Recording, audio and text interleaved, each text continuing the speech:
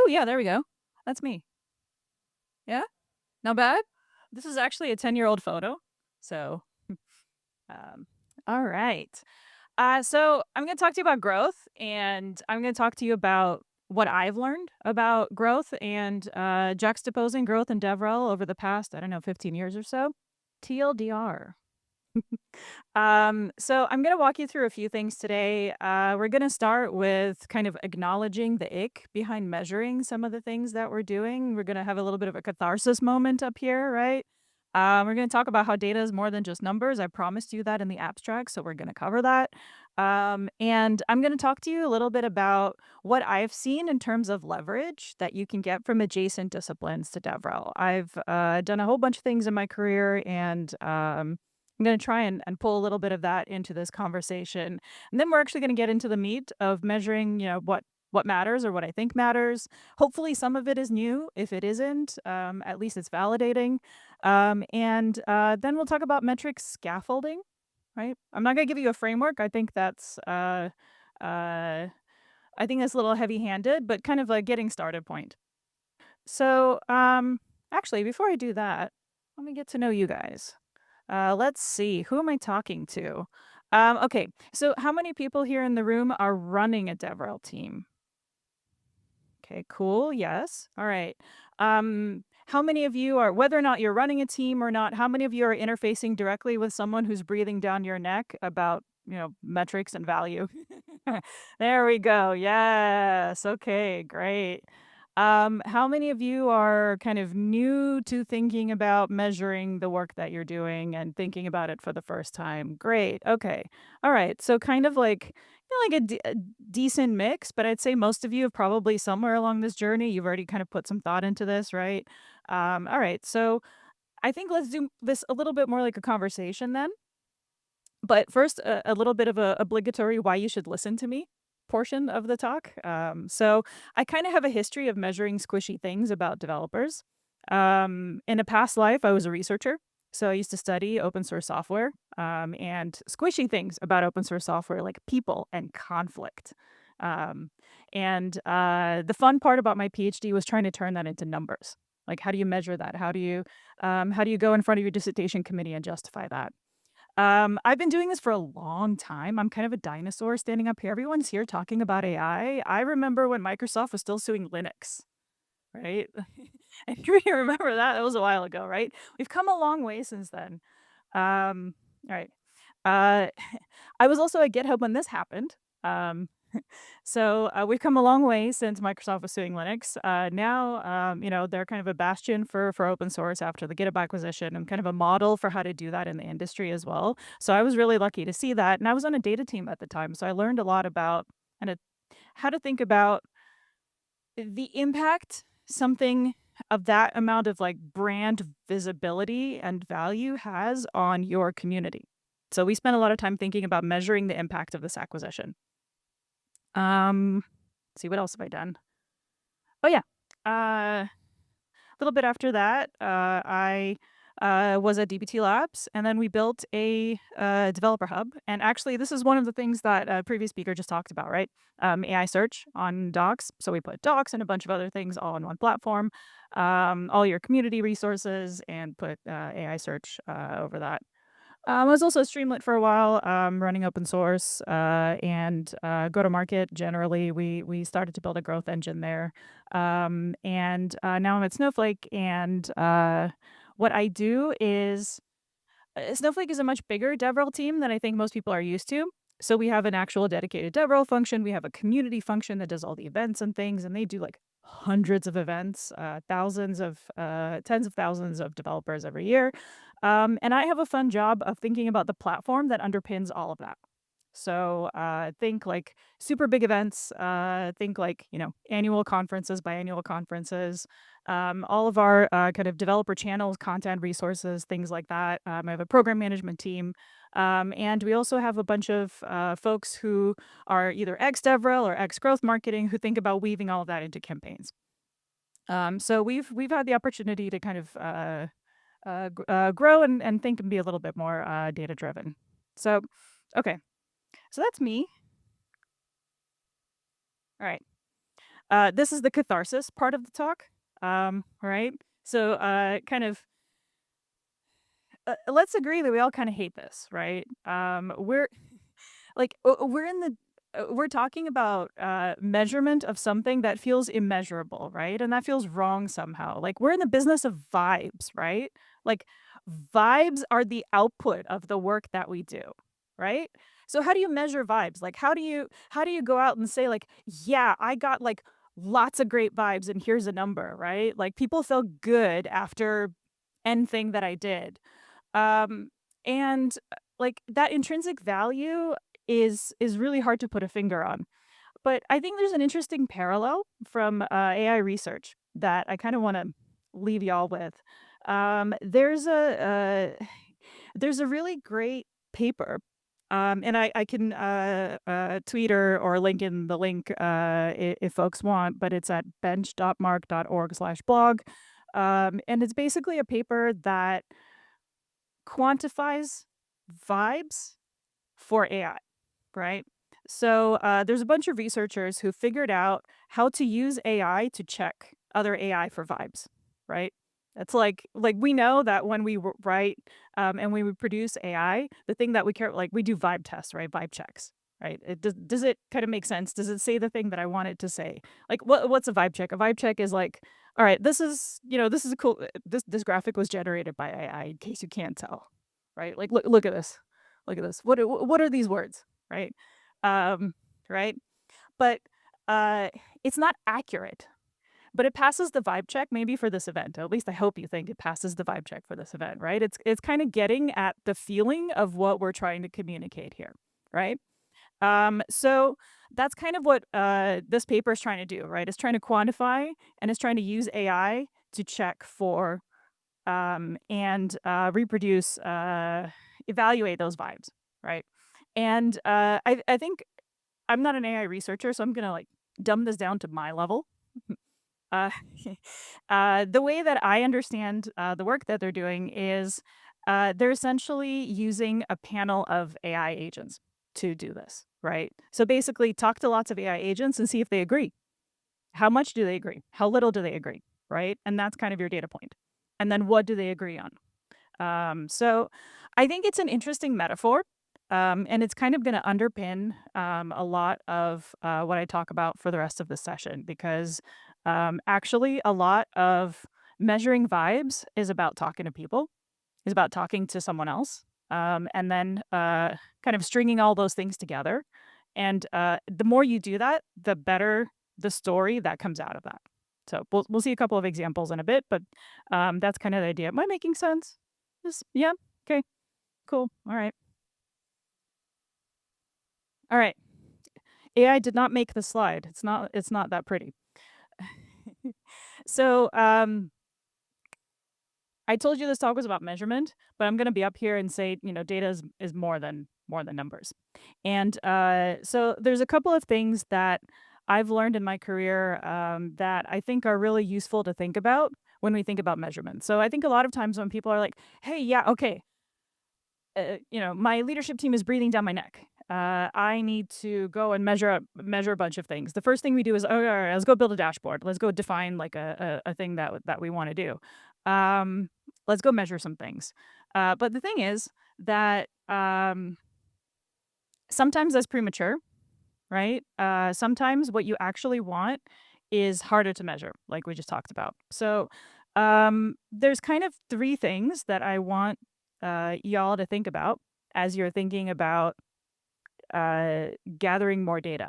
And that's not necessarily just numbers. So, first, you can actually make a lot of structure out of qualitative data, right? And that's a lot of what we do on a day-to-day basis.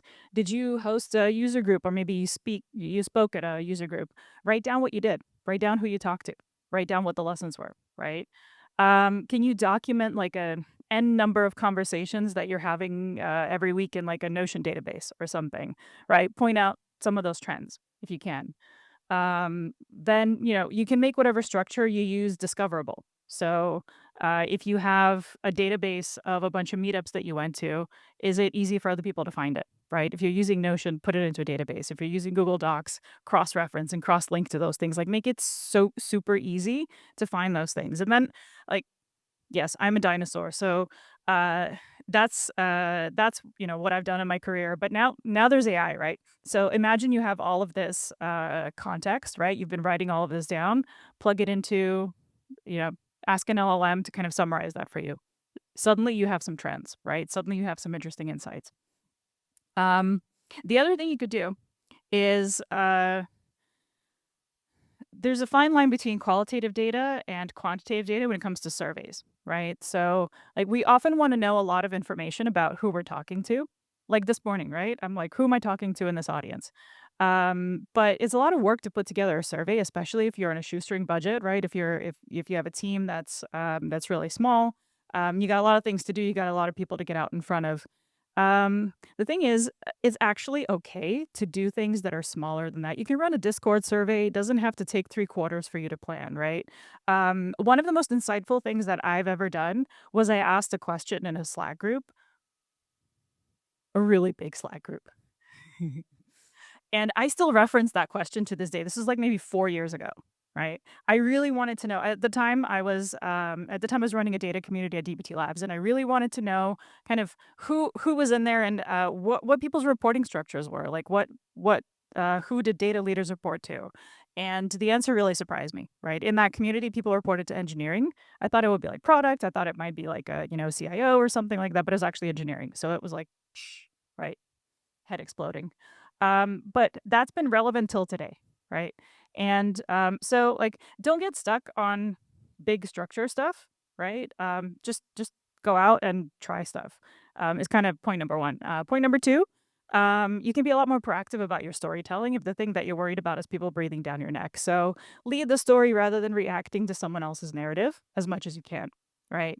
Ask for time and visibility to tell that story, like you've been writing stuff down, right? Ask for time and visibility to tell that story before someone asks you for the ROI, right? Basically, from like day one. Like, you get in there, you're like, all right, I'm going to go talk at you. You don't care about this? Great. I'm going to make you care about this.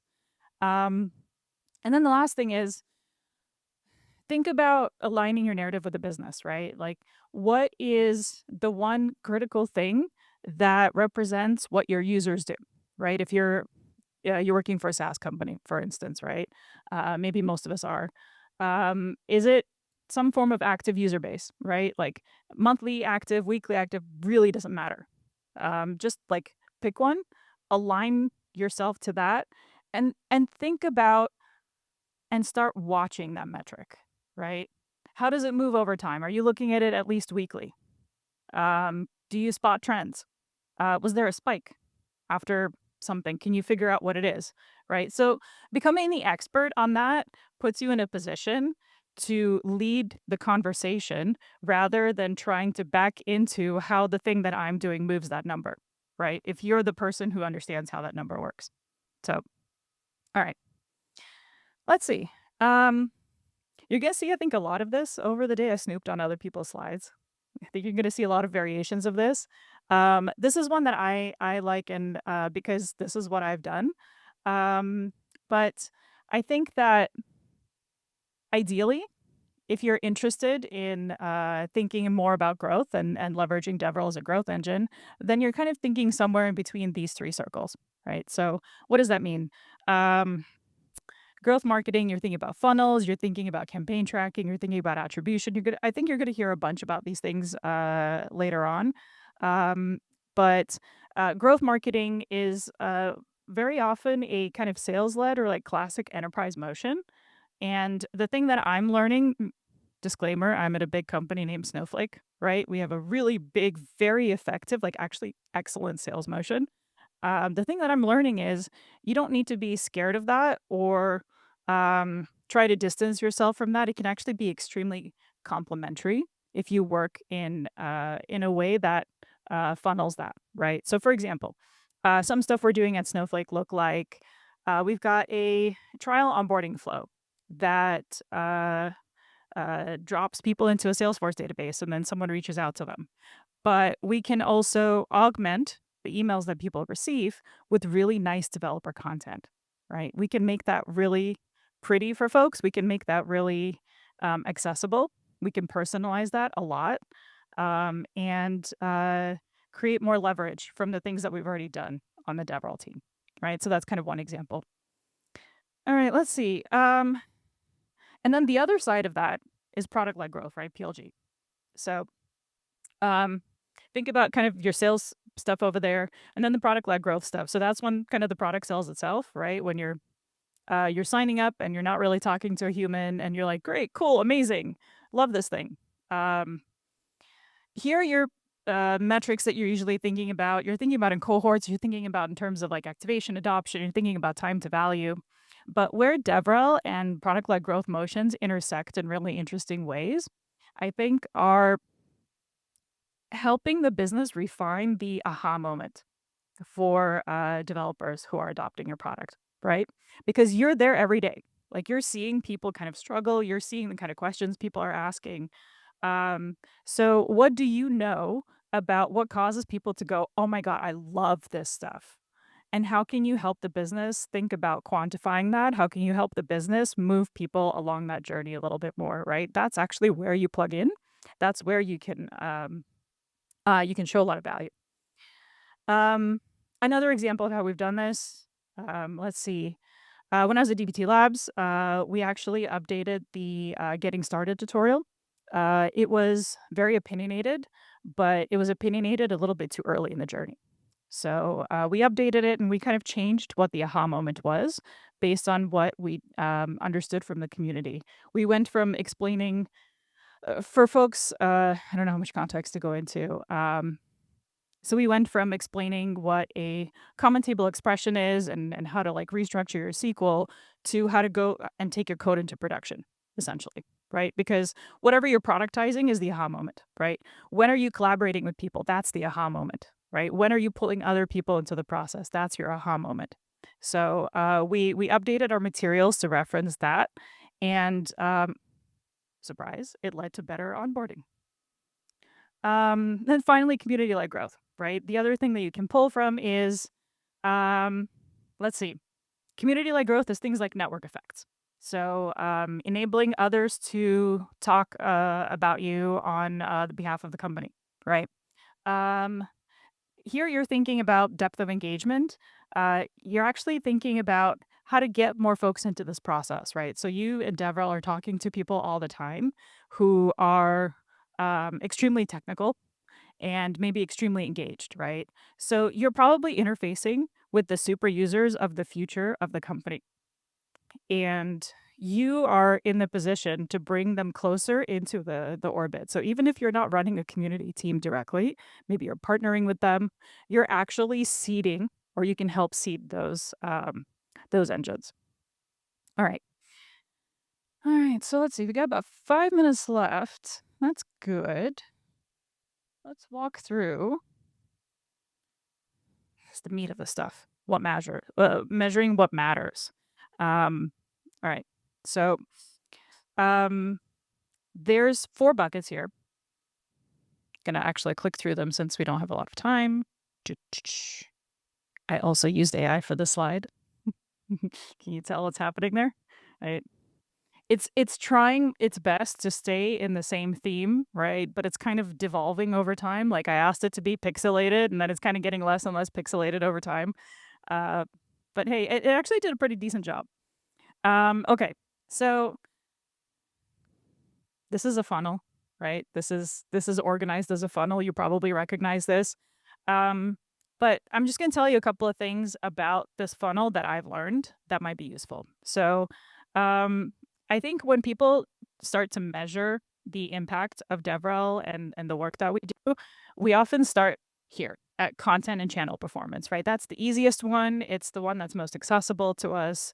It's the easiest to measure, but it's also the easiest to measure poorly, right? It's very tempting to say, I did like 20 talks this year. Isn't that awesome? Yeah. Like, great. Then what? Right? Okay. What happened next? Right? How many people did something with that information of those 20 talks? Right? How many people showed up? How many people were engaged? Right? What did you talk about? We did this thing this year at Summit, which is our annual Snowflake conference. We put a QR code in our keynote to see whether people would actually click on it or scan it, and like 35% of the people in the audience did. It blew my mind. Right, it's like thousands and thousands of people in the room. It's a 1 hour long session. It was a developer keynote, and we were like, "Hey, all the demos are on this QR code if you want them." 35% of people wanted them. That was really cool. Now I can talk about that, right? All I did was put a QR code. So think about what people are actually doing with your content. That's really important. But also think about measuring humans, right? Not hits, not pieces of content. What you're trying to do is you're trying to influence people, right? So I try to move metrics in the direction of humans. How many humans are interacting with the things that you're doing on a quarterly basis, on an annual basis, right? Also, can you compare channels with similar metrics? Can you design things in a way that allows you to cross reference? And you don't have to be super accurate. It could be like, I don't know, sessions maybe is as good as you get on a website, right? But that's okay. It's better than page views. It starts to get at the same levels of uh, reference for comparison. Let's see. What else? Okay.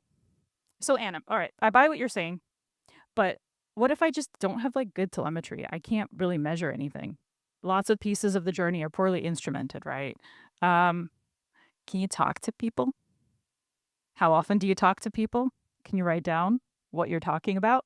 Um, that's kind of, I think, the meat of what I'm trying to get at in this talk is don't get stuck on not having enough data. Um, when you're talking to people, what do you know about how they got there? Ask them how they found out about your product, right? Ask them what they love about it. Ask them where they get stuck. Just like get into the habit of asking the same question over and over again. That's your data, right? And that's going to be really impactful data. Those quotes, those references, those things that you carry around with you actually carry a lot of weight. Again, if you're being proactive. Um, and then we talked about community health already, and I think the biggest takeaway here for me is, um, like, keep building the community that you have around the thing that you're doing, and think about who are the people 12 months from now who are going to be taking over that community. The thing about communities and community health is that they work really well until everyone gets really burnt out and goes home, right? So, how do you make sure that doesn't happen? You actually have to start like 12 months, 18 months out. You have to like build that next generation of people. And so keep an eye on that. What is that number? Do you have a view of that number? Okay. All right. We talked about a lot. I promised you some scaffolding. So here it is. If you take away only 3 things today, let them be this, right? You can actually just start with one thing. Pick a North Star, run with it. It's okay to be inefficient. You can adapt as you learn. Just like pick a number and start learning about it. Start figuring out what works about it, what doesn't. Um, talk to people. If you haven't figured that out yet, I'm a big fan of talking to people. I'm a qualitative and a quantitative researcher. Can you tell? I really like talking to people, but also it's our job, right? So we might as well write it down and turn that into data.